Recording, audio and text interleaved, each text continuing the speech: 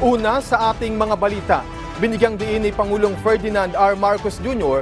na asahan ang pagpapalakas ng import at export activity sa Southern Luzon at karagdagang trabaho para sa mga Pilipino. Sinabi ito ng Pangulo sa pagbubukas ng pinakamalaking Maersk Distribution Center sa Laguna. Yan ang balitang pambansa ni Kenneth Pasyente ng PTV. Kenneth? Alan, pinangunahan nga ni Pangulong Ferdinand R. Marcos Jr. ang pagbubukas ng isang warehouse at distribution center dito sa Calamba, Laguna. Kasama ang DTI Alan, pinasinayaan ng Pangulo ang Maersk Optimus Distribution Center, ang pinakamalaking distribution center ng naturang kumpanya sa ngayon.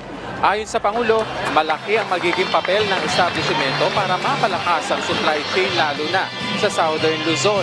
Malaki anyang tulong ito sa pagiging handa ng bansa sa anumang sakuna gaya na lamang ng COVID-19 pandemic.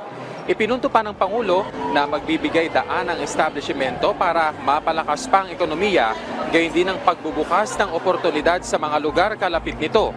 Yan anya ay sa pamamagitan ng paglikha ng libo-libong trabaho.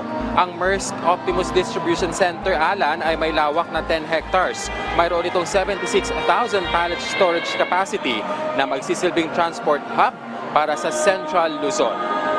Alan, tiniyak naman ng Pangulo na patuloy na susuportahan ng pamahalaan ng mga ganitong inisyatiba para matiyak na ang pagsulong ng lahat ng lugar dito sa bansa. At yan na muna ang latest. Balik sa iyo, Alan. Maraming salamat, Kenneth Pasyente.